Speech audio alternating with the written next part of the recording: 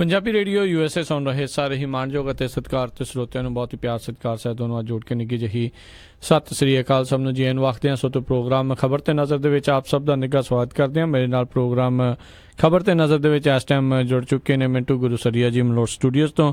ਮਿੰਟੂ ਜੀ ਨਿੱਘੀ ਜੀ ਆਇਆਂ ਨੂੰ ਪਿਆਰ ਭਰੀ ਸਤਿ ਸ੍ਰੀ ਅਕਾਲ।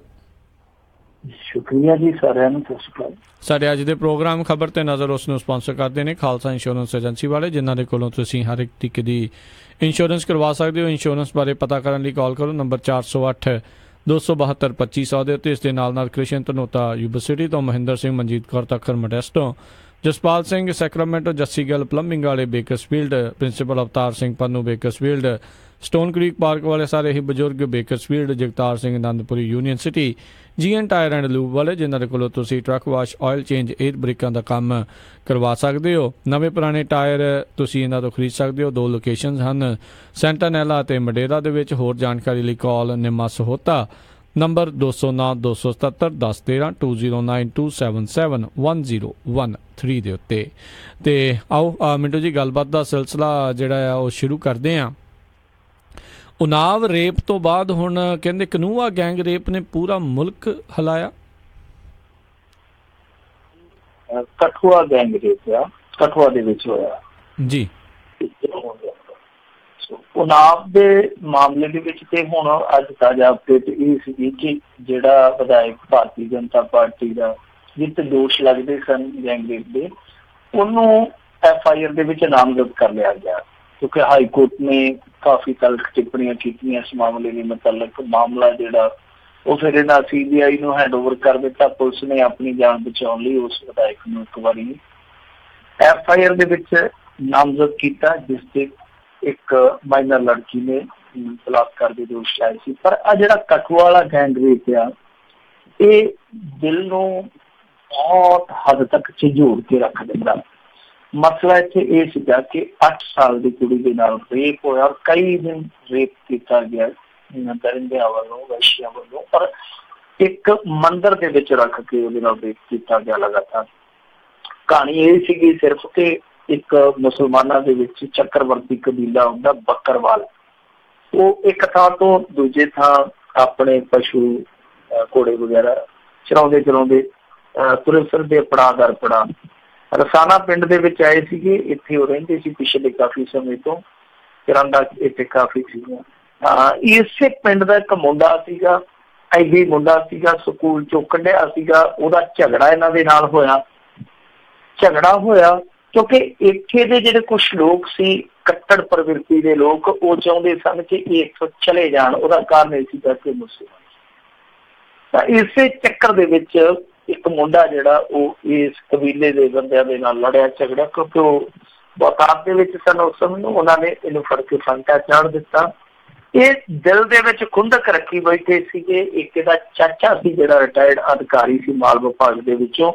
ਇਹਨਾਂ ਨੇ ਫਿਰ ਇੱਕ ਜੁਗਤ ਬਣਾਈ ਔਰ ਉਸ ਤੋਂ ਬਾਅਦ ਇਹਨਾਂ ਦੀ ਇੱਕ 8 ਸਾਲ ਦੀ ਬੱਚੀ ਚੁੱਕੀ ਗਈ ਔਰ ਉਹਨੂੰ 2 ਜਣਿਆਂ ਨੇ ਪਹਿਲਾਂ ਰੇਪ ਕੀਤਾ। ਫਿਰ ਉਹ ਜਿਹੜਾ ਉਹਦਾ ਚਾਚਾ ਸੀ ਐਡੀ ਮੁੰਡੇ ਦਾ, ਉਹਨੇ ਚਾਚੇ ਨੂੰ ਮੰਦਿਰ 'ਚ ਲਿਆਓ, ਕਿਉਂਕਿ ਇੱਕ ਮੰਦਿਰ ਸੀ ਜਿਹਦਾ ਉਹ ਸੰਚਾਲਨ ਆਪ ਹੀ ਕਰਦਾ ਸੀਗਾ, ਸਾਂਝੀ ਰਾਮ ਉਹਦਾ ਨਾਮ ਸੀ, ਉੱਥੇ ਰੱਖਿਆ ਗਿਆ। ਇਸ ਤੋਂ ਬਾਅਦ ਜਿਹੜਾ ਸਾਂਝੀ ਰਾਮ ਉਹਦਾ ਚਾਚਾ ਸੀ ਐਡੀ ਮੁੰਡੇ ਦਾ, ਉਹਦਾ ਇੱਕ ਸਕਾ ਮੁੰਡਾ ਜਿਹੜਾ ਸੀ ਉਹ UP 'ਚ ਰਹਿੰਦਾ ਸੀ, ਕੰਮ ਕਰਦੇ ਸੀ ਉਸ ਵਿੱਚ, ਉਹਨੂੰ ਬੁਲਾਇਆ ਗਿਆ ਕਿਉਂਕਿ ਜਿਹੜਾ ਉਹਦਾ ਭਤੀਜਾ ਸੀ ਉਹਨੇ ਉਹਨੂੰ ਟੈਲੀਫੋਨ ਕਰ ਦਿੱਤਾ ਕਿ ਜੇ ਮਜ਼ੇ ਲੈਣੇ ਤੇ ਆ ਜਾ।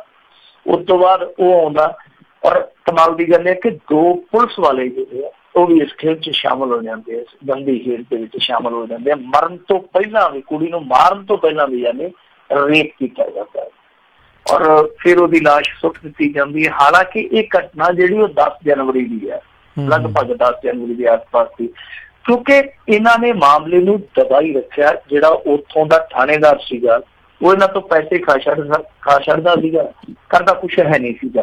ਫਿਰ ਹੌਲੀ ਜਦੋਂ ਰੌਲਾ ਪਿਆ, ਉਹ ਜਿਹੜਾ ਕਬੀਲਾ ਸੀਗਾ ਮੁਸਲਮਾਨਾਂ ਦਾ, ਉਹ ਕਾਫੀ ਵਿਰੋਧ ਕਰਦਾ ਪਿਆ ਸੀ ਲੰਮੇ ਸਮੇਂ ਤੋਂ।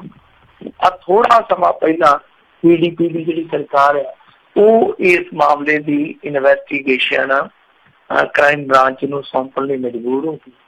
ਕ੍ਰਾਈਮ ਬ੍ਰਾਂਚ ਨੇ 20 ਮਾਰਚ ਤੋਂ ਬਾਅਦ ਜਦੋਂ ਇਹ ਕੜੀਆਂ ਖੋਲੀਆਂ, ਉਹਨਾਂ ਨੇ ਪੈਂਦੀ ਸੱਟੇ ਉਹ ਥਾਣੇਦਾਰ ਚੁੱਕ ਲਿਆ ਜਿਹੜਾ ਲਗਾਤਾਰ ਇਸ ਮਾਮਲੇ ਨੂੰ ਦਬਾ ਰਿਹਾ ਸੀਗਾ, ਕਿਉਂਕਿ ਇਹ ਤਾਰਾਂ ਜੁੜਦੀਆਂ ਸੀਗੀਆਂ ਉਸੇ ਮੁੰਡੇ ਦੇ ਨਾਲ ਜਿਹੜਾ ਕੁਛ ਦਿਨ ਪਹਿਲਾਂ ਲੜਿਆ ਸੀ ਇਹਨਾਂ ਦੇ ਨਾਲ। ਤਾਂ ਉਸ ਥਾਣੇਦਾਰ ਨੂੰ ਚੁੱਕਿਆ, ਇੱਕ ਮੁਲਾਜ਼ਮ ਨੂੰ ਚੁੱਕਿਆ, ਉਹਨਾਂ ਨੇ ਪੱਟ ਬੱਕ ਦਿੱਤਾ ਕਿ ਹਾਂ ਬੰਦੇ ਇਹੀ ਆ, ਸਾਨੂੰ ਪੈਸੇ ਦਿੰਦੇ ਰਿਹਾ। ਫਿਰ ਉਹ 8 ਜਣੇ ਸੀਗੇ ਜਿਹੜੇ ਉਹ ਵੀ ਗ੍ਰਿਫਤਾਰ ਕੀਤੇ ਗਏ ਆ। ਹੁਣ ਦੇਖੋ ਤਰਾਸਦੀ ਕਿੱਦਾਂ ਦੀ ਆ ਕਿ ਇਸ ਵਹਿਸ਼ੀਅਤ ਨੂੰ, ਇਸ ਦਰਿੰਦਗੀ ਨੂੰ ਇੱਕ ਹੋਰ ਹੀ ਰੂਪ ਦਿੱਤਾ ਜਾ ਰਿਹਾ ਹਿੰਦੂ ਮੁਸਲਮਾਨ ਦਾ। ਹੋਇਆ ਕਿ ਕ੍ਰਾਈਮ ਬ੍ਰਾਂਚ ਜਿੱਦਾਂ 9 ਅਪ੍ਰੈਲ ਨੂੰ CJM ਦੇ ਕੋਰਟ ਦੇ ਵਿੱਚ ਗਈ, ਉੱਥੇ ਉਹਨਾਂ ਨੇ ਚਾਰਜਸ਼ੀਟ ਫਾਈਲ ਕਰਨੀ ਸੀ, ਵਕੀਲ ਵਿਰੋਧ ਦੇ ਵਿੱਚ ਉੱਤਰ ਆਏ। ਤੇ ਕਮਾਲ ਦੀ ਗੱਲ ਆ ਕਿ ਉੱਥੇ ਜਿਹੜੇ ਅਧਿਕਾਰੀ ਸੀਗੇ ਕ੍ਰਾਈਮ ਬ੍ਰਾਂਚ ਦੇ, ਉਹ ਧੱਕੇ ਧੁੱਕੇ ਖਾ ਕੇ ਪਿੱਛੇ ਮੁੜ ਆਏ, ਚਾਰਜਸ਼ੀਟ ਫਾਈਲ ਨਹੀਂ ਕਰ ਸਕੇ।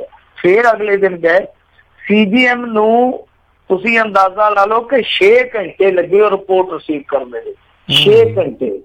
ਫਿਰ ਇੰਨੀ ਜਦੋਜਹਿਦ, ਔਰ ਉੱਥੇ ਤਿਰੰਗਾ ਯਾਤਰਾ ਵੀ ਕੱਢੀ ਗਈ ਕਿ ਇਹ ਬੰਦੇ ਆ ਜਿਹੜੇ ਇਹ ਹਿੰਦੂ ਹੈ, ਇਹਨਾਂ ਨੂੰ ਫਸਾਇਆ ਜਾ ਰਿਹਾ ਗਲਤ ਤਰੀਕੇ ਦੇ ਨਾਲ, ਔਰ ਇਹ ਮੁਸਲਮਾਨ ਜਾਣ ਕੇ ਕਰਦੇ ਪਏ ਸਾਰਾ ਕੁਛ ਕਿ ਇੱਥੇ ਵਿਖਾ ਸਕਣ ਕਿ ਕਸ਼ਮੀਰ ਦੇ ਵਿੱਚ ਮੁਸਲਮਾਨ ਅਸੁਰੱਖਿਅਤ ਨੇ।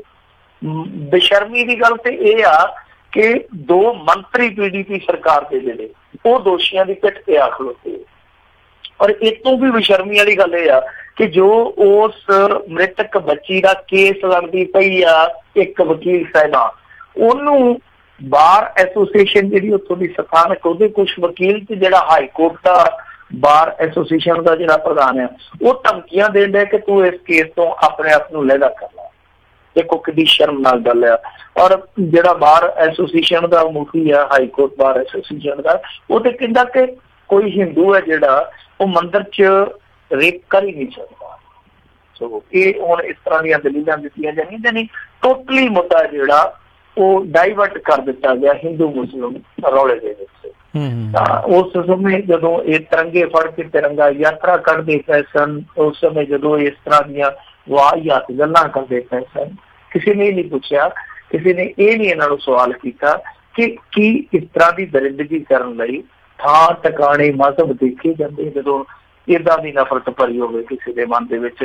ਕਿਉਂਕਿ ਇਹਨਾਂ ਦੀ ਜਿਹੜੀ ਆਪਸੀ ਨਫ਼ਰਤ ਸੀਗੀ ਉਹ ਸਿਰਫ ਤੇ ਸਿਰਫ ਜਿਹਨੂੰ ਆਪਾਂ ਫਿਰਕੂ ਕਹਿੰਦੇ ਉਹ ਫਿਰਕੂ ਨਫ਼ਰਤ ਸੀਗੀ। ਹੁਣ ਜਿਹੜੇ ਲੋਕ ਇਸ ਤਰ੍ਹਾਂ ਦਾ ਕੰਮ ਕਰਦੇ ਤੇ ਫਿਰਕੂ ਰੰਗਤ ਦੇ ਰਹੇ ਇਸ ਮਸਲੇ ਨੂੰ। ਹੁਣ ਇਸ ਮਾਮਲੇ ਦੇ ਵਿੱਚ ਇੱਕ ਨਵੀਂ ਅਪਡੇਟ ਇਹ ਆਉਣ ਡਈ ਆ ਕਿ ਜਿਹੜਾ ਕਠੂਆ ਦਾ ਵਿਧਾਇਕ ਆ 2 ਦਿਨ ਤੋਂ ਉਹ ਵੀ ਨਹੀਂ ਲੱਭਦਾ ਪਿਆ। ਹਾਲਾਂਕਿ ਦੱਸਦੇ ਆ ਕਿ ਉਹਨੂੰ ਵੀ ਇਸ ਮਾਮਲੇ ਦੇ ਵਿੱਚ ਪੁੱਛ-ਗਿੱਛ ਨਹੀਂ ਬੁਲਾਇਆ ਗਿਆ ਸੀਗਾ। ਸੋ ਕੁੱਲ ਮਿਲਾ ਕੇ ਤੁਸੀਂ ਦੇਖ ਲਓ ਕਿ ਕਿੱਡਾ ਬੇਸ਼ਰਮੀ ਵਾਲਾ ਮਾਮਲਾ ਤੇ ਇੱਕ ਬੱਚੀ ਨਾਲ 8 ਸਾਲ ਜਿਹਦੀ ਉਮਰ ਸੀਗੀ ਉਹਦੇ ਨਾਲ ਪਹਿਲਾਂ ਦਰਿੰਦਗੀ ਹੁੰਦੀ ਆ, ਉਹਦੇ ਨਾਲ ਖਲੋਣ ਦੀ ਥਾਂ ਤੇ, ਕਿਉਂਕਿ ਮੁਸਲਮਾਨਾਂ ਦੀ ਭੇਸ ਕੀ ਖਲੋਤਾ ਦੋਸ਼ੀਆਂ ਦੇ ਨਾਲ ਜਾ ਰਿਹਾ, ਖਲੋਤਾ ਵੈਸ਼ੀਆਂ ਦੇ ਨਾਲ ਜਾ ਰਿਹਾ। ਸੋ ਇਹ ਬਹੁਤ ਮਾੜੀ ਗੱਲ ਆ। ਪਰ ਇਹ ਲੋਕ ਸ਼ਾਇਦ ਭੁੱਲਦੇ ਪਏ ਆ ਕਿ ਜਿਹਨਾਂ ਲੋਕਾਂ ਦੇ ਨਾਲ ਖੜਦੇ ਪਏ ਉਹ ਇਹ ਬਘਿਆੜ ਆ, ਤੇ ਬਘਿਆੜ ਜਦੋਂ ਹਲਕੇ ਹੋਣ ਉਹ ਸ਼ਿਕਾਰ ਵਹਿੰਦੇ ਆ, ਫਿਰ ਇਸ ਤਰ੍ਹਾਂ ਦੇ ਭਾਈਚਾਰੇ ਨਹੀਂ ਲੈਂਦੇ। ਇਹਨਾਂ ਨੂੰ ਸੋਚਣਾ ਚਾਹੀਦਾ, ਸਮਝਣਾ ਚਾਹੀਦਾ ਕਿ ਸ਼ਿਕਾਰ ਕੋਈ ਵੀ ਹੋ ਸਕਦਾ, ਕੱਲ ਨੂੰ ਤੁਹਾਡਾ ਵੀ ਹੋ ਸਕਦਾ। ਪਰ ਜੋ ਕੁਛ ਵਾਪਰਦਾ ਪਿਆ, ਭਾਰਤੀ ਜਨਤਾ ਪਾਰਟੀ ਵਾਲਿਆਂ ਨੇ ਉਨਾਵ ਦੇ ਵਿੱਚ ਜੋ ਕੀਤਾ, ਜੋ ਇਹਨਾਂ ਦੇ ਬੰਦੇ ਇੱਥੇ ਕਰਦੇ ਪਏ ਜੰਮੂ ਦੇ ਵਿੱਚ, ਇੱਥੋਂ ਤੱਕ ਬੇਸ਼ਰਮੀ ਦੇ ਉੱਤਰ ਆਇਆ ਕਿ ਯੋਗੀ ਆਦਿੱਤਿਆਨਾਥ ਚਿਨਮਿਆਨੰਦ ਹੁੰਦਾ ਸੀ ਇੱਕ ਇਹਨਾਂ ਦਾ ਭਾਰਤੀ ਜਨਤਾ ਪਾਰਟੀ ਦੀ ਜਿਹੜੀ ਸਰਕਾਰ ਸੀ ਅਟਲ ਬਿਹਾਰੀ ਵਾਜਪੇਈ ਦੀ, ਇਹਦੇ ਵਿੱਚ ਮੰਤਰੀ ਹੋਇਆ ਕਰਦਾ ਸੀ, ਉਹਦੇ ਤੇ ਦੋਸ਼ ਲੱਗਾ 2011 ਚ, ਤੇ ਬੇਸ਼ਰਮੀ ਤੇ ਉੱਤਰ ਆਏ ਕਹਿੰਦੇ ਜੀ ਇਸ ਬਾਬੇ ਦੇ ਖਿਲਾਫ, ਇਸ ਸੰਤ ਦੇ ਖਿਲਾਫ ਜਿਹੜੇ ਦੋਸ਼ ਲੱਗੇ ਸੀ ਉਹ ਅਸੀਂ ਵਾਪਸ ਲੈ ਲਏ। ਜੀ ਜੀ ਜੀ। ਅਗਲੀ ਆਪਾਂ ਮਿੰਟੂ ਜੀ ਗੱਲ ਕਰਦੀ ਹੈ ਵੀ ਸਿੱਕੇ ਦੇ ਉੱਤੇ ਕੱਸਿਆ ਸ਼ਿਕੰਜਾ, 5 ਸਿੰਘ ਸਾਹਿਬਾਨਾਂ ਨੇ ਪੰਥ ਚੋਂ ਛੇਕਿਆ। ਦੇਖੋ ਹਾਂ, ਸਿੱਕੇ ਦਾ ਸਿੱਕਾ ਜਿਹੜਾ ਇਹਨਾਂ ਨੇ ਇੱਕ ਵਾਰੀ ਰੋਕਣ ਦਾ ਹੁਣ ਆਖਰੀ ਹੀਲਾ ਜਿਹੜਾ ਕਰ ਦਿੱਤਾ, ਪਰ ਉਹ ਆਪਣੀ ਜਿੱਤ ਤੇ ਅੜਿਆ ਕਿ ਫਿਲਮ ਜਿਹੜੀ ਆ ਉਹ ਮੈਂ ਰਿਲੀਜ਼ ਕਰਨੀ ਭਾਵੇਂ ਕੁਛ ਹੋ ਜਾਵੇ। ਪਰ 5 ਸਿੰਘ ਸਾਹਿਬਾਨ ਨੇ ਜਦੋਂ ਇਹ ਫੈਸਲਾ ਦਿੱਤਾ, ਦੇਖੋ ਉਹਦੇ ਵਿੱਚ ਗਿਆਨੀ ਗੁਰਬਚਨ ਸਿੰਘ, ਹੁਣ ਜੇ ਫਿਲਮ ਇਤਰਾਜ਼ਯੋਗ ਆ, ਫਿਲਮ ਸਿੱਖ ਭਾਵਨਾਵਾਂ ਦੇ ਉਲਟ ਆ, ਸਿੱਖ ਸਿਧਾਂਤਾਂ ਦੇ ਉਲਟ ਆ, ਪਰੰਪਰਾਵਾਂ ਦੇ ਉਲਟ ਆ, ਤੇ ਜਿਹੜਾ ਬੰਦਾ ਪ੍ਰਸ਼ੰਸਾ ਪੱਤਰ ਦੇ ਰਿਹਾ ਇਹ 5 ਸਿੰਘ ਸਾਹਿਬਾਨਾਂ ਦੀ ਉਹ ਨੁਮਾਇੰਦਗੀ ਕਰਦਾ ਪਿਆ। ਸੋ ਦੂਜੀ ਚੀਜ਼ ਜਿਹੜੀ ਹੈ ਉਹ ਇਸ ਮਾਮਲੇ ਦੇ ਵਿੱਚ ਹੁਣ ਤੱਕ ਦੀ ਉਹ ਇਹ ਆ ਕਿ ਇਹਨੂੰ ਪੰਥ ਚੋਂ ਛੇਕ ਦਿੱਤਾ ਗਿਆ। ਦੂਸਰੇ ਪਾਸੇ ਜਿਹੜਾ ਸਕੱਤਰ ਹੈ ਇਹਨਾਂ ਦਾ, ਮੁੱਖ ਸਕੱਤਰ ਆ ਰੂਪ ਸਿੰਘ, ਉਹ ਮਾਫੀਆਂ ਮੰਗੀ ਜਾਂਦਾ, ਹਾੜੇ ਕੱਢੀ ਜਾਂਦਾ, ਕਹਿੰਦਾ ਜੀ ਮੇਰੇ ਤੋਂ ਗਲਤੀ ਹੋ ਗਈ, ਮੈਂ ਪੱਤਰ ਲਿਖ ਬੈਠਾ, ਪਰ ਜਿਨ੍ਹਾਂ ਨੇ ਹਰੀ ਝੰਡੀ ਦਿੱਤੀ ਜਾਂ ਜਿਨ੍ਹਾਂ ਨੇ ਪ੍ਰਸ਼ੰਸਾ ਪੱਤਰ ਲਿਖੇ ਉਹਨਾਂ ਤੋਂ ਕੋਈ ਮਾਫੀ ਨਹੀਂ ਮੰਗਵਾ ਰਿਹਾ। ਉਹ ਸਗੋਂ ਕਹਿ ਰਹੇ ਆ, ਗਿਆਨੀ ਗੁਰਬਚਨ ਸਿੰਘ ਜੀ ਕਹਿ ਰਹੇ ਸੀਗੇ ਅੱਜ ਕਿ ਕੋਈ ਵੀ ਕੌਮ ਨੂੰ ਕੁਰਬਾਨੀ ਦੇਣੀ ਪਵੇ ਪਰ ਇਹ ਫਿਲਮ ਲੱਗਣ ਨਹੀਂ ਦਿੱਤੀ ਜਾਊਗੀ। ਤੇ ਲੋਕ ਪੁੱਛਦੇ ਆ ਤੁਹਾਡਾ ਕਾਕਾ ਜਿਹੜਾ ਹੋਟਲ ਵਾਲਾ ਉਹ ਕਿਹੜੇ ਚੌਂਕ ਦੇ ਵਿੱਚ ਆ ਕੇ ਕੁਰਬਾਨੀ ਦੇਊਗਾ? ਤੁਸੀਂ ਲੋਕਾਂ ਨੂੰ ਕਹਿੰਦੇ ਹੋ ਕਿ ਕੌਮ ਕੁਰਬਾਨੀ ਕਰੂਗੀ, ਕੌਮ ਤੁਹਾਡੇ ਲਈ ਰਹਿ ਆ ਕਿ ਪਹਿਲਾਂ ਤੁਸੀਂ ਕੌਮ ਨੂੰ ਇਹੋ ਜਿਹੀ ਖਾਈ ਚ ਸੁੱਟ ਦਿਓ, ਫਿਰ ਤੁਸੀਂ ਕਹੋ ਕਿ ਕੌਮ ਲੜੀ ਜਾਵੇ ਭੁੱਲੀ ਜਾਵੇ। ਵਿਰੋਧ ਕਰਨਾ ਲੋਕ ਆਪੋ ਆਪਣੇ ਢੰਗ ਨਾਲ ਕਰੀ ਜਾਂਦੇ ਆ। ਇਹ ਕਹੀ ਜਾਂਦੇ ਜੀ ਕੋਈ ਜਾਨੀ ਨੁਕਸਾਨ ਹੋ ਗਿਆ, ਮਾਲੀ ਨੁਕਸਾਨ ਹੋ ਗਿਆ, ਸਰਕਾਰ ਜ਼ਿੰਮੇਵਾਰ ਹੋਊਗੀ, ਸਿੱਖਾ ਜ਼ਿੰਮੇਵਾਰ ਹੋਊਗਾ। ਜਾਨੀ ਮਾਲੀ ਨੁਕਸਾਨ ਵਾਲੇ ਰਸਤੇ ਪਾ ਕਿਉਂ ਰਹੇ ਆ? ਸਮਝ ਤੋਂ ਪਰੇ ਦੀ ਗੱਲ ਹੈ। ਔਰ ਪਾ ਕੌਣ ਲੋਕ ਰਹੇ ਆ? ਜਿਹੜੇ ਲੋਕ ਇੱਥੋਂ ਤੱਕ ਇਸ ਮਸਲੇ ਨੂੰ ਲੈ ਕੇ ਆਏ। ਬਹਰਹਾਲ ਦੂਜੀ ਚੀਜ਼ ਇਸ ਮਾਮਲੇ ਦੇ ਵਿੱਚ ਹੁਣ ਤੱਕ ਇਹ ਆ ਕਿ ਸੁਪਰੀਮ ਕੋਰਟ ਦੇ ਵਿੱਚ ਗਏ ਸਨ ਦਿੱਲੀ ਕਮੇਟੀ ਵਾਲੇ, ਸ਼੍ਰੋਮਣੀ ਗੁਰਦੁਆਰਾ ਪ੍ਰਬੰਧਕ ਕਮੇਟੀ ਵਾਲੇ। ਸੁਪਰੀਮ ਕੋਰਟ ਨੇ ਸਾਫ਼ ਆਖਿਆ, ਉਹਨਾਂ ਆਖਿਆ ਕਿ ਅਸੀਂ ਤੁਰੰਤ ਸੁਣਵਾਈ ਨਹੀਂ ਕਰਨੀ। ਜੇ ਤੁਸੀਂ ਆਖੋ ਕਿ ਇਸ ਫਿਲਮ ਤੇ ਰੋਕ ਲਾ ਦਿਓ ਤੁਰੰਤ ਸੁਣਵਾਈ ਕਰਕੇ, ਅਸੀਂ ਇਹ ਤੁਹਾਡੀ ਗੱਲ ਨਹੀਂ ਜੇ ਮੰਨਣੀ। ਸੋ ਸੁਣਵਾਈ ਜਿਹੜੀ ਉਹ ਆਪਾਂ ਹੁਣ 16 ਨੂੰ ਕਰਾਂਗੇ। ਮਤਲਬ ਇਹ ਆ ਕਿ ਉਹਨਾਂ ਨੇ ਸਾਫ਼ ਤੌਰ ਤੇ ਹੱਥ ਝਟਕ ਦਿੱਤਾ ਕਿ ਫਿਲਮ ਜਿਹੜੀ ਆ ਰਿਲੀਜ਼ ਹੋਊਗੀ। ਹੁਣ ਕੱਲ ਰਿਲੀਜ਼ਿੰਗ ਡੇਟ ਆ ਇਸ ਫਿਲਮ ਦੀ। ਪੰਜਾਬ ਦੇ ਵਿੱਚੋਂ ਹਾਲੇ ਤੱਕ ਡਿਸਟਰੀਬਿਊਟਰਾਂ ਨੇ ਕੋਈ ਸਿੱਧੇ ਤੌਰ ਤੇ ਫੈਸਲਾ ਨਹੀਂ ਲਿਆ। ਜਿੱਦਾਂ ਤੁਹਾਨੂੰ ਪਤਾ ਕਿ ਪਦਮਾਵਤੀ ਫਿਲਮ ਰਿਲੀਜ਼ ਹੋਣੀ ਸੀ ਤੇ ਰਾਜਸਥਾਨ ਦੇ ਵਿੱਚ ਜਿਹੜੇ ਡਿਸਟਰੀਬਿਊਟਰ ਸੀਗੇ ਅਖੀਰਲਾ ਦਾਰੋਮਦਾਰ ਉਹਨਾਂ ਤੇ ਆ ਗਿਆ ਜਦੋਂ, ਤੇ ਉਹਨਾਂ ਨੇ ਹੱਥ ਖੜੇ ਕਰ ਦਿੱਤੇ ਕਿ ਉਹਨਾਂ ਤੇ ਅਸੀਂ ਫਿਲਮ ਇੱਥੇ ਰਿਲੀਜ਼ ਨਹੀਂ ਕਰਨੀ। ਤਾਂ ਇੱਥੇ ਇਸ ਤਰ੍ਹਾਂ ਦਾ ਕੁਛ ਨਹੀਂ ਹੁਣ ਤੱਕ ਸਿੱਧੇ ਤੌਰ ਤੇ ਵੇਖਣ ਨੂੰ ਮਿਲਿਆ। ਸਵੇਰੇ ਪਤਾ ਲੱਗੂਗਾ ਕਿ ਫਿਲਮ ਇਹ ਰਿਲੀਜ਼ ਹੁੰਦੀ ਹੈ ਜਾਂ ਨਹੀਂ ਹੁੰਦੀ, ਪੰਜਾਬ ਦੇ ਵਿੱਚ ਇਹਦਾ ਮਾਹੌਲ ਕਿਸ ਤਰ੍ਹਾਂ ਦਾ ਬਣਦਾ, ਇਹਦਾ ਰਿਸਪੌਂਸ ਕਿਸ ਤਰ੍ਹਾਂ ਦਾ ਮਿਲਦਾ। ਦੂਜੀ ਚੀਜ਼ ਇਹ ਆ ਕਿ ਕਮੇਟੀ ਨੇ ਆਖਿਆ ਕਿ ਸਾਡੇ ਜਿਹੜੇ ਸਾਰੇ ਅਦਾਰੇ ਆ ਉਹ ਸਵੇਰੇ ਬੰਦ ਰਹਿਣਗੇ। ਇਸ ਤੋਂ ਇਲਾਵਾ ਇਹਨਾਂ ਨੇ ਕਿਹਾ ਕਿ ਸਾਰੇ ਜਾਣੇ ਦਸਤਾਰਾਂ ਜਿਹੜੀਆਂ ਕਾਲੀਆਂ ਸਜਾ ਕੇ ਆਉਣੀਆਂ। ਇਸ ਵਿਰੋਧ ਦਾ ਕਿੰਨਾ ਕੁ ਅਸਰ ਪੈਂਦਾ, ਕਮੇਟੀ ਦੇ ਜਿਹੜੇ ਦਿੱਤੇ ਜਾ ਰਹੇ ਹੁਕਮ ਆਦੇਸ਼ ਦਿੱਤੇ ਜਾ ਰਹੇ, ਅਪੀਲਾਂ ਕੀਤੀਆਂ ਜਾ ਰਹੀਆਂ ਨਾ, ਸਾਰੀਆਂ ਚੀਜ਼ਾਂ ਤੇ ਕਿੰਨਾ ਕੁ ਅਸਰ ਹੁੰਦਾ, ਉਹ ਸਾਰੀਆਂ ਚੀਜ਼ਾਂ ਦਾ ਸਵੇਰੇ ਹੀ ਨਤੀਜਾ ਨਿਕਲ ਸਕਦਾ। ਜੀ ਜੀ। ਅਗਲੀ ਜਿਹੜੀ ਆਪਾਂ ਗੱਲ ਕਰੀਏ SC/ST ਐਕਟ ਵਿੱਚ ਕੀਤਾ ਬਦਲਾਅ ਵਾਪਸ ਲੈਣ ਦੀ ਕੇਂਦਰ ਨੇ ਸੁਪਰੀਮ ਕੋਰਟ ਤੋਂ ਮੰਗ ਕੀਤੀ। ਦੇਖੋ ਕੇਂਦਰ ਸਰਕਾਰ ਕਿਸ ਤਰ੍ਹਾਂ ਚੱਲਦੀ ਪਈ ਹੈ ਇਸ ਮਾਮਲੇ ਦੇ ਵਿੱਚ ਉਹ ਤੁਸੀਂ ਆਪ ਹੀ ਅੰਦਾਜ਼ਾ ਲਾ ਲਓ।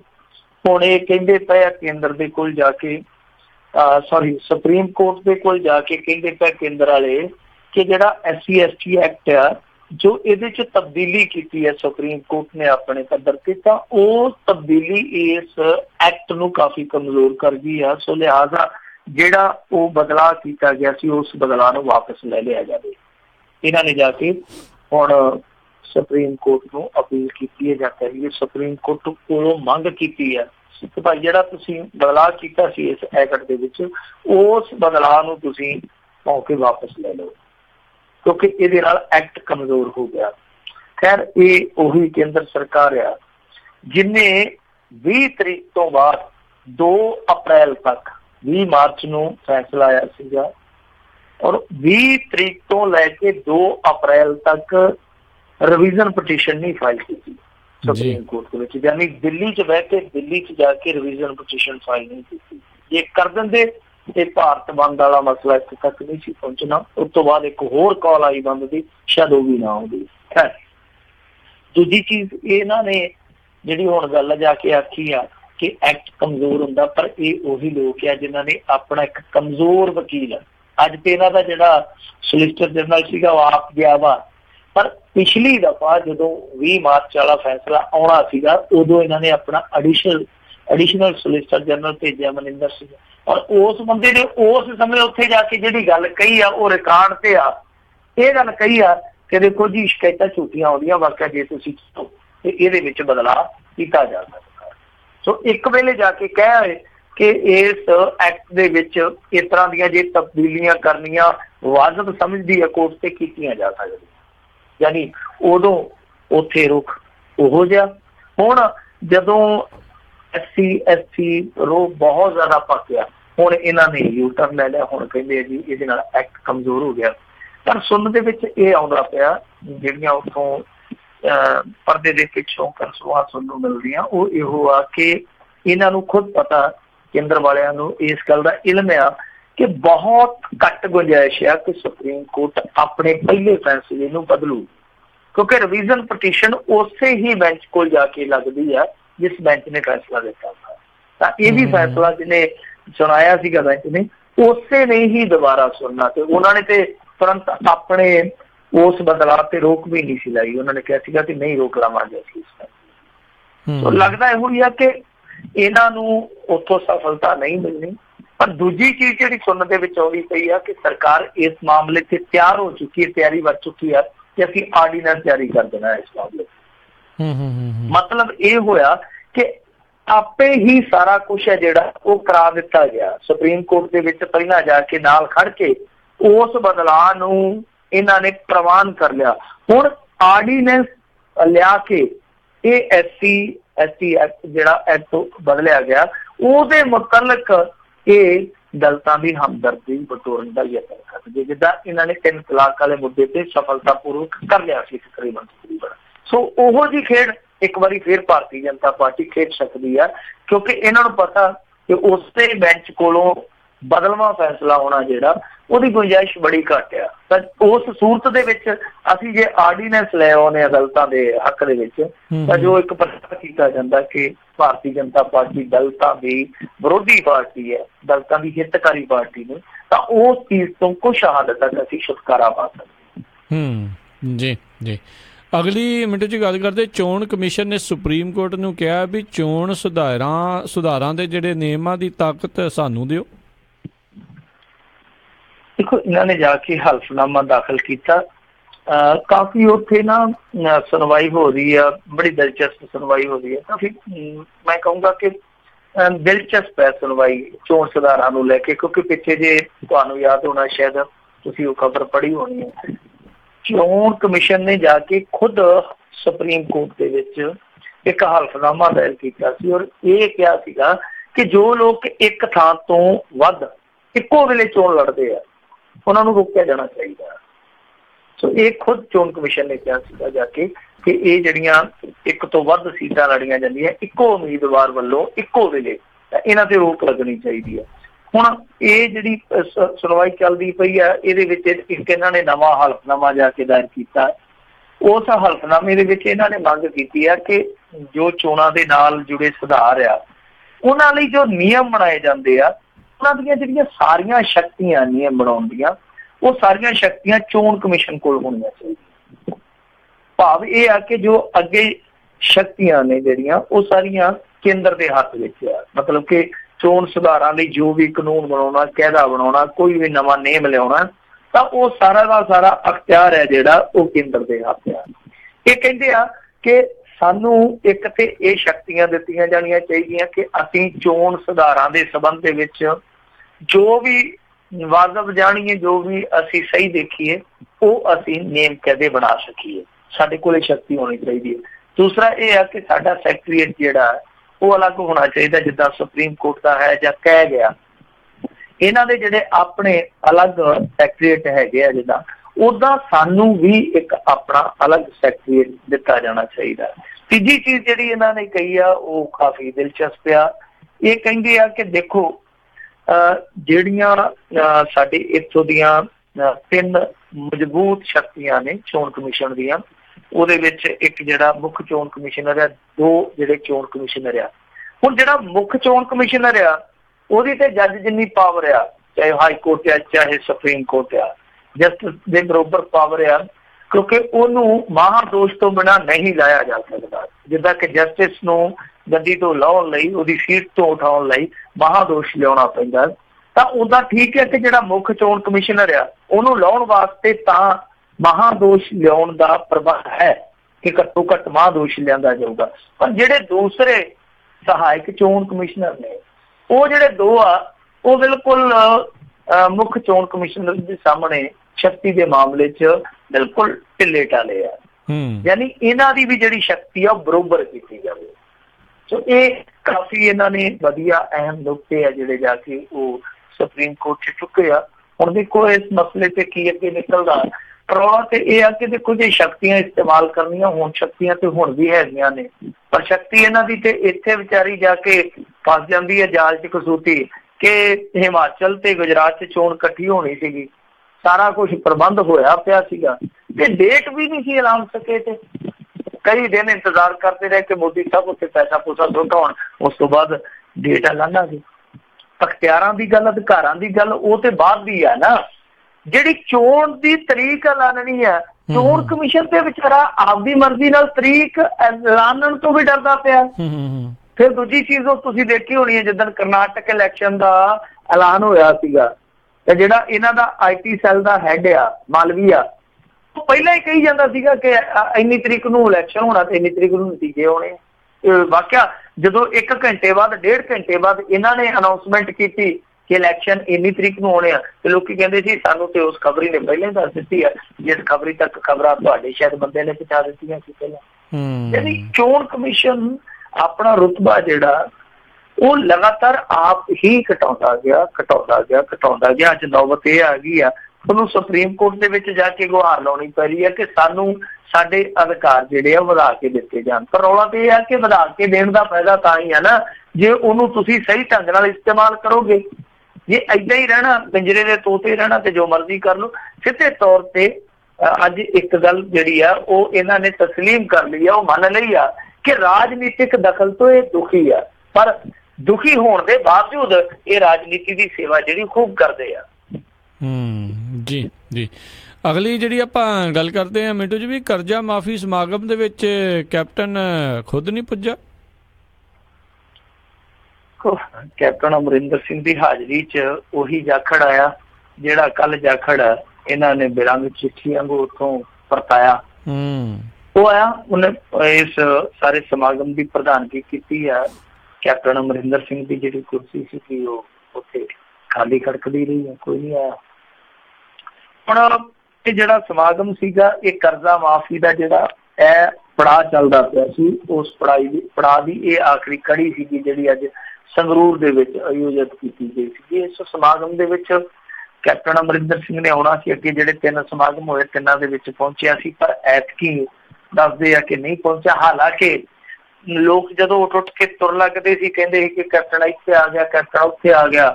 ਰਣਜੀਤ ਬਾਵਾ ਨਾਲ ਗੀਤਾਂ ਦੀ ਧੁੱਪੀ ਮੇਲੀ ਜਾਂਦਾ ਸੀਗਾ, ਕੁਛ ਉਹ ਮੇਲਾ ਬੰਨ ਕੇ ਬਿਠਾਈ ਬੈਠਾ ਸੀ, ਕੁਛ ਇਹਨਾਂ ਦਾ ਲਾਰਾ ਲੱਪਾ ਚੱਲਦਾ ਰਿਹਾ। ਅਖੀਰ ਫਿਰ ਮਨਪ੍ਰੀਤ ਬਾਦਲ ਨੇ ਸਾਰੀ ਗੱਲ ਦਿਲ ਦੀ ਖੋਲ ਕੇ ਦੱਸੀ ਕਿ ਅਸਲ ਦੇ ਵਿੱਚ ਅੱਜ ਮੁੱਖ ਮੰਤਰੀ ਸਾਹਿਬ ਦਾ ਜਿਹੜਾ ਹੈਲੀਕਾਪਟਰ ਹੈ ਉਡਨ ਖਟੋਲਾ ਜਿਹੜਾ ਉਹ ਸੁਲਫ ਨਹੀਂ ਚੁੱਕਦਾ ਪਿਆ, ਖਰਾਬ ਆ, ਇਸ ਕਰਕੇ ਉਹ ਆਏ ਨੀ ਗੇ। ਤੇ ਲੋਕ ਕਹਿੰਦੇ ਪਏ ਸੀਗੇ ਕਿ ਚੰਡੀਗੜ੍ਹ ਹੈ ਜਿਹੜਾ ਉਹ ਸੰਗਰੂਰ ਤੋਂ ਕਿਤੇ ਹੈਗਾ ਵੀ 700-800 ਮੀਲ ਦੂਰ ਆ, ਉੱਥੋਂ ਤੇ ਘੰਟੇ 1.5 ਘੰਟੇ 'ਚ ਬੰਦਾ ਆ ਜਾਂਦਾ। ਅੱਜ ਕੱਲ੍ਹ ਤੇ ਸੁਖਬੀਰ ਬਾਦਲ ਨੇ ਉਹ ਸੜਕਾਂ ਇਹੋ ਜਿਹੀਆਂ ਬਣਾ ਦਿੱਤੀਆਂ ਕਿ ਕੌਲਾ ਵੀ ਚਲਾ ਕੇ ਮਾਰੀਏ ਤੇ ਕਿਲੋਮੀਟਰ ਤੱਕ ਪਹੁੰਚ ਜਾਂਦਾ। ਤੇ ਤੁਸੀਂ ਉਹ ਬਲਤੇਜ ਪੰਨੂ ਨੇ ਕਿਹਾ, ਕਹਿੰਦਾ ਤੁਸੀਂ ਉੱਥੇ ਔਰਬਿਟ ਵਾਲੀਆਂ ਬੱਸਾਂ ਤੇ ਹੀ ਚੜੋਗੇ, ਆਪਣੇ ਬੰਦੇ ਦੀਆਂ ਤੇ ਟਿਕਟਾਂ ਵੀ ਨਹੀਂ ਕੱਟਦੇ, ਇੰਨੀ ਕੁ ਛੋਟ ਵੀ ਦੇ ਦਿੰਦੇ ਆ। ਸੋ ਇਹ ਕਹਿਣ ਦਾ ਮਤਲਬ ਇਹੋ ਹੀ ਆ ਕਿ ਬੱਸ ਤੇ ਵੀ ਚੜੇ ਬੰਦਾ 1.5 ਘੰਟੇ 'ਚ ਆ ਜਾਂਦਾ। ਪਰ ਕੀ ਕਰੀਏ, ਇਹ ਉਹ ਲੋਕ ਆ ਜਿਹੜੇ ਕਹਿੰਦੇ ਸੀਗੇ ਕਿ ਅਸੀਂ ਜਹਾਜ਼ਾਂ ਦਾ ਇਸਤੇਮਾਲ ਨਹੀਂ ਕਰਨਾ, ਉਹ ਕਹਿੰਦੇ ਆ ਕਿ ਜਹਾਜ਼ਾਂ ਤੋਂ ਬਗੈਰ ਅਸੀਂ ਪੈਰ ਨਹੀਂ ਪੁੱਟ ਸਕਦੇ। ਖੈਰ ਚਲੋ ਇਹ ਤੇ ਇਹਨਾਂ ਦਾ ਆਪਣਾ ਹੋਊਗਾ, ਸਮੱਸਿਆ ਦਾ ਕੋਈ ਸਬੱਬ ਹੋ ਸਕਦਾ। ਪਰ ਉੱਥੇ ਇਸ ਸਮਾਗਮ ਦੇ ਵਿੱਚ ਸੁਨੀਲ ਜਾਖੜ ਜਿਹੜਾ ਸੀਗਾ ਉਹ ਨਾਰਾਜ਼ਗੀ ਇੱਕ ਵਾਰੀ ਫੇਰ ਦਿਖਾ ਗਿਆ। ਹਾਲਾਂਕਿ ਸਿਫਤ ਸਲਾਹ ਤੇ ਕੈਪਟਨ ਦੀ ਉਹਨੇ ਰੱਜ ਕੇ ਕੀਤੀ ਆ, ਪਰ ਵਿੱਚ ਉਹਨੇ ਕਿਹਾ ਕਿ ਹਾਲੇ ਵੀ ਕੁਛ ਅਫਸਰਾਂ ਤੇ ਨੀਲਾ ਰੰਗ ਹੈ ਜਿਹੜਾ ਉਹ ਚੜਿਆ ਹੋਇਆ, ਨੀਲਾ ਰੰਗ ਜਿਹੜਾ ਉਹ ਹਾਲੇ ਵੀ ਚੜਿਆ। ਉਹਦਾ ਇਸ਼ਾਰਾ ਤੁਸੀਂ ਸਮਝ ਹੀ ਲਓਗੇ, ਉਹਦਾ ਇਸ਼ਾਰਾ ਜਿਹੜਾ ਉਸ ਅਫਸਰਸ਼ਾਹੀ ਵੱਲ ਆ ਜੋ ਇਹਨਾਂ ਦੀ ਕਮਾਂਡ ਹੇਠ ਚੱਲਦਾ ਪਿਆ। ਪਰ ਉਹ ਅਫਸਰੀ ਜਿਹੜਾ ਲਾਣਾ ਉਹ ਇਹਨਾਂ ਦੀ ਮਨ ਦਾ ਮਨਾਉਂਦਾ ਕਰਦੀ ਹੈ। ਇਸ ਕਰਕੇ ਸੁਨੀਲ ਜਾਖੜ ਨੇ ਇਹ ਜਲਦੀ ਉੱਥੇ ਆਪਣੀ ਦੁਖੜੀ ਖੋਲੀ ਆ। ਪਰ ਦੂਜੀ ਚੀਜ਼ ਜਿਹੜੀ ਦੇਖਣ 'ਚ ਸਾਨੂੰ ਅਟਪਟੀ ਜਿਹੀ ਲੱਗੀ ਹੈ, ਕਹਿੰਦੇ ਆ ਕਿ ਮੈਨੂੰ ਜ਼ਿੰਮੇਵਾਰੀ ਦੇ ਤੌਰ ਤੇ ਭੇਜ ਦਿੱਤਾ ਕੈਪਟਨ ਅਮਰਿੰਦਰ ਸਿੰਘ ਨੇ। ਕੈਪਟਨ ਅਮਰਿੰਦਰ ਸਿੰਘ ਜਿਹੜੇ ਉਹ ਜਹਾਜ਼ ਖਰਾਬ ਹੋਣ ਕਰਕੇ ਨਹੀਂ ਆਏ। ਪਰ ਲੱਗਦਾ ਇਹ ਸਭ ਕੁਛ ਅਟਪਟਾ ਜਿਹਾ ਇਸ ਤਰ੍ਹਾਂ ਲੱਗਦਾ ਪਿਆ ਸੀਗਾ ਕਿ ਜਿਸ ਤਰ੍ਹਾਂ ਕੈਪਟਨ ਅਮਰਿੰਦਰ ਸਿੰਘ ਨੇ ਸ਼ਾਇਦ ਜਾਣ ਕੇ ਇਸ ਸਮਾਗਮ ਤੋਂ ਕਿਨਾਰਾ ਕਰ ਲਿਆ। ਹੁਣ ਅਸਲੀ ਕਹਾਣੀ ਦਾ ਤਾਂ ਪਤਾ ਨੀ ਗਾ, ਪਰ ਚਰਚਾ ਕਈ ਚੱਲਦੇ ਪਏ। ਉਦੋਂ ਇਹਨਾਂ ਨੇ ਇਹ ਜਿਹੜਾ ਕਰਜ਼ਾ ਮਾਫ਼ ਕੀਤਾ ਕਿਸਾਨਾਂ ਦਾ, ਅੱਜ ਉਹ ਸ਼ਾਇਦ 6 ਜ਼ਿਲ੍ਹਿਆਂ ਦੇ ਕਿਸਾਨ ਸੀਗੇ ਜਿਨ੍ਹਾਂ ਦੀ ਤਾਦਾਦ 73,748 ਸੀਗੀ। ਰੌਲਾ ਇਹ ਹੈ ਕਿ ਕੈਪਟਨ ਸਾਹਿਬ ਨੇ ਜੇ ਆਉਣਾ ਹੀ ਨਹੀਂ ਸੀ ਜਾਂ ਰਣਜੀਤ ਬਾਵਾ ਲਾਉਣ ਦਾ ਕੀ ਤੁੱਕ ਸੀ, ਐਡਾ ਵੱਡਾ ਟੈਂਟ ਸਜਾਉਣ ਦਾ ਕੀ ਤੁੱਕ ਸੀਗਾ। ਫਾਰਮੈਲਿਟੀ ਕਰਨੀ ਸੀ ਜੀ, ਸਧਾਰਨ ਕੋਈ ਸਮਾਗਮ ਰੱਖ ਲੈਂਦੇ, ਉੱਥੇ 4-5 ਕਿਸਾਨਾਂ ਨੂੰ ਸਿੰਬੋਲਿਕ ਤੌਰ ਤੇ ਚੈੱਕ ਵੰਡ ਕੇ ਜਾਂ ਸਰਟੀਫਿਕੇਟ ਵੰਡ ਕੇ ਜਿੱਦਾਂ ਵੀ ਇਹਨਾਂ ਨੇ ਕਰਨਾ ਸੀ ਕੰਮ ਨੂੰ ਦੇਖਦੇ। ਪਰ ਆਹ ਜਿਹੜਾ ਇਹਨਾਂ ਨੇ ਬਣਾਇਆ ਹੋਇਆ ਨਾ ਈਵੈਂਟ ਮੈਨੇਜਮੈਂਟ ਵਾਲਾ ਕੰਮ, ਇਹ ਅੱਗੇ ਨਿੰਦਿਆ ਕਰਦੇ ਹੁੰਦੇ ਸੀਗੇ ਕਿ ਨਰਿੰਦਰ ਮੋਦੀ ਹਰੇਕ ਛੋਟੇ ਛੋਟੇ ਸਬੱਬ ਨੂੰ, ਹਰੇਕ ਛੋਟੇ ਸਮਾਗਮ ਨੂੰ ਬਹੁਤ ਵੱਡਾ ਈਵੈਂਟ ਬਣਾ ਦਿੰਦਾ। ਤਾਂ ਕੈਪਟਨ ਅਮਰਿੰਦਰ ਸਿੰਘ ਦੀ ਸਰਕਾਰ ਵੀ ਇਸ ਦੌਰ ਦੇ ਵਿੱਚ, ਜਦੋਂ ਕਾਂਗਰਸ ਮੋਦੀ ਦੀ ਇਸ ਤਰ੍ਹਾਂ ਦੀ ਰਾਜਨੀਤੀ ਨੂੰ ਈਵੈਂਟ ਰਾਜਨੀਤੀ ਦੱਸਦੀ ਹੈ, ਤਾਂ ਇਹ ਸਰਕਾਰ ਜਿਹੜੀ ਕਾਂਗਰਸ ਦੀ ਹੈ ਇਹ ਵੀ ਕੁਛ ਉਸੇ ਤਰ੍ਹਾਂ ਦਾ ਹੀ ਕਰਦੀ ਪਈ। ਜੀ ਅਗਲੀ ਜੇ ਆਪਾਂ ਗੱਲ ਕਰੀਏ ਵੀ ਪੰਜਾਬ ਦੀ ਕਾਂਗਰਸ ਸਰਕਾਰ ਵੱਲੋਂ ਨਵਜੋਤ ਸਿੱਧੂ ਦੀ ਸਜ਼ਾ 3 ਸਾਲ ਹੀ ਬਰਕਰਾਰ ਰੱਖਣ ਦੀ ਅਪੀਲ। ਮਤਲਬ ਇਹ ਆ ਕਿ ਚੋਣ ਨਾ ਲੜੇ ਨਵਜੋਤ ਸਿੱਧੂ। ਪੰਜਾਬ ਸਰਕਾਰ ਤੇ ਇਹੋ ਚਾਹੁੰਦੀ ਆ, ਕਿਉਂਕਿ ਜੇ 3 ਸਾਲ ਸਜ਼ਾ ਰਹਿ ਗਈ ਸੁਪਰੀਮ ਕੋਰਟ ਦੇ ਵਿੱਚੋਂ, ਸੁਪਰੀਮ ਕੋਰਟ ਦੇ ਅੱਗੇ ਤੇ ਫਿਰ ਤੁਹਾਨੂੰ ਪਤਾ ਕੋਈ ਰਸਤਾ ਹੈ ਨਹੀਂ ਗਾ। ਉਹ ਜਿਵੇਂ ਤੁਹਾਨੂੰ ਪਤਾ ਫਿਰ ਤਾਮਿਲਨਾਡੂ ਤੋਂ ਅੱਗੇ ਤੇ ਮਦਰਾਸ ਤੋਂ ਅੱਗੇ ਤੇ ਸਮੁੰਦਰ ਹੀ ਸ਼ੁਰੂ ਹੋ ਜਾਂਦਾ। ਸੋ ਇੱਥੇ ਵੀ ਹੁਣ ਗਾਂ ਤੇ ਕੋਈ ਰਸਤਾ ਬਚਦਾ ਨਹੀਂ ਹੈ। ਨਵਜੋਤ ਸਿੱਧੂ ਦੀ ਇਹ ਜਿਹੜੀ ਕਿਸਮਤ ਉੱਥੇ ਸੁਪਰੀਮ ਕੋਰਟ ਦੇ ਵਿੱਚ ਉਲਝੀ ਪਈ ਆ, ਉਹਦਾ ਪਿਛੋਕੜ ਤੁਹਾਨੂੰ ਸਾਰਿਆਂ ਨੂੰ ਪਤਾ ਹੀ ਹੋਣਾ ਕਿ ਨਵਜੋਤ ਸਿੱਧੂ ਤੇ ਇੱਕ ਗੈਰ ਇਰਾਦਤਨ ਹੱਤਿਆ ਦਾ ਕੇਸ ਚੱਲਦਾ, ਜਿਹਦੇ ਚ ਇਹਨੂੰ ਹਾਈ ਕੋਰਟ ਨੇ 3 ਸਾਲ ਦੀ ਸਜ਼ਾ ਕੀਤੀ ਆ। ਉਸ ਸਜ਼ਾ ਦੇ ਖਿਲਾਫ ਇਹ ਸੁਪਰੀਮ ਕੋਰਟ ਪਹੁੰਚਿਆ। ਸੁਪਰੀਮ ਕੋਰਟ ਚ ਸੁਣਵਾਈ ਬੜੇ ਕਲੱਲੇ ਜਿਹੇ ਸਮੇਂ ਚੱਲੀ ਆ। ਜਦੋਂ ਇਹਨੇ ਮਨਮੋਹਨ ਸਿੰਘ ਦੇ ਪੈਰਾਂ ਨੂੰ ਹੱਥ ਲਾਇਆ, ਰੱਜ ਕੇ ਇਹਨੇ ਰਾਹੁਲ ਗਾਂਧੀ ਦਾ ਸੋਲਾ ਗਾਇਆ, ਫਿਰ ਬੀਬੀ ਸੋਨੀਆ ਗਾਂਧੀ ਨੂੰ ਵੀ ਇਹਨੇ ਖੁਸ਼ ਕਰਕੇ ਵਿਖਾਇਆ। ਠੀਕ ਉਸ ਸਮੇਂ ਇਹਦੀ ਫਾਈਲ ਜਿਹੜੀ ਆ ਉਹ ਹਿਲਜੁਲ ਕਰਦੀ ਆ। ਤਾਂ ਹੁਣ ਅੱਜ ਸੁਣਵਾਈ ਹੋਈ ਹੈ ਸੁਪਰੀਮ ਕੋਰਟ ਦੇ ਵਿੱਚ।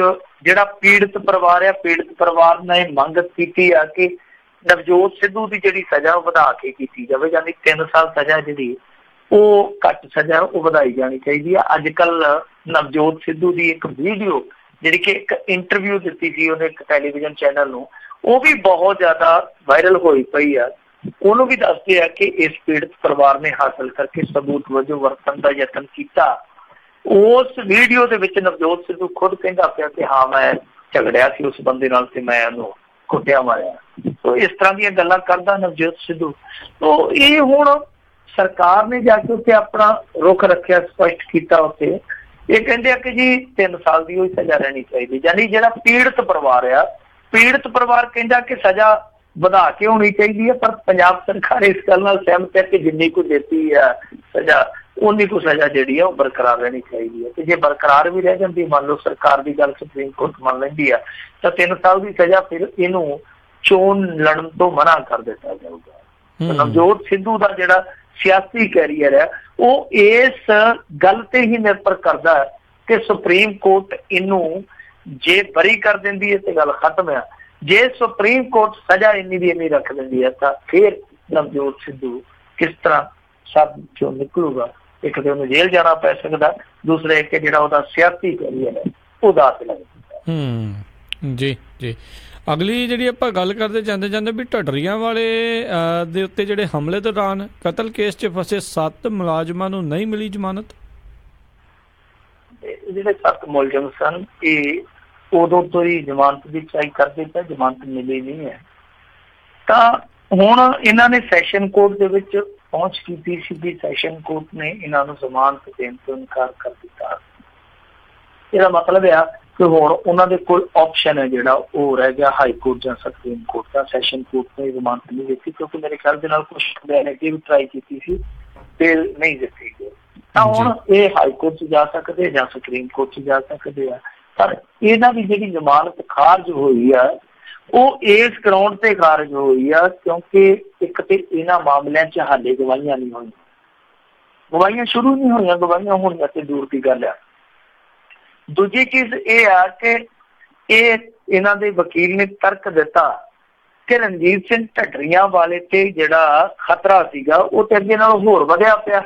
ਤਾਂ ਇਸ ਸੂਰਤ ਦੇ ਵਿੱਚ ਇਹ ਬੰਦੇ ਜੇ ਬਾਹਰ ਆਉਂਦੇ ਆ ਤੇ ਉਹੀ ਖਤਰਾ ਜਿਹੜਾ ਅੱਗੇ ਵਧਿਆ ਹੋਇਆ ਉਹ ਹੋਰ ਵੱਧ ਜਾਏਗਾ। ਤੀਜੀ ਚੀਜ਼ ਇਹ ਕਹੀ ਗਈ ਹੈ ਕਿ ਦੇਖੋ ਇਹ ਜਿਹੜੇ ਬੰਦੇ ਆ ਇਹ ਬਾਹਰ ਆ ਕੇ ਗਵਾਹਾਂ ਨੂੰ ਪ੍ਰਭਾਵਿਤ ਕਰਨ ਦਾ ਯਤਨ ਕਰ ਸਕਦੇ ਆ।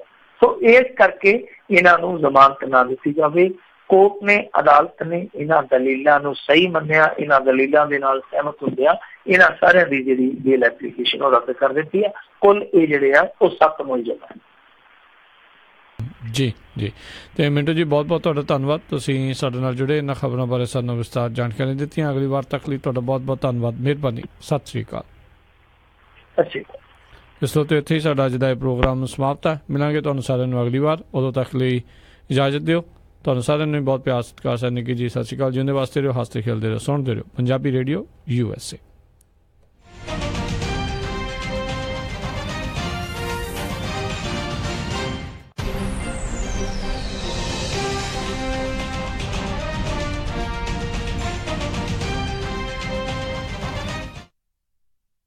ਤੁਸੀਂ ਸੁਣ ਰਹੇ ਹੋ Punjabi radio USA on KOBO 1450 AM Yuba City, KIID 1470 AM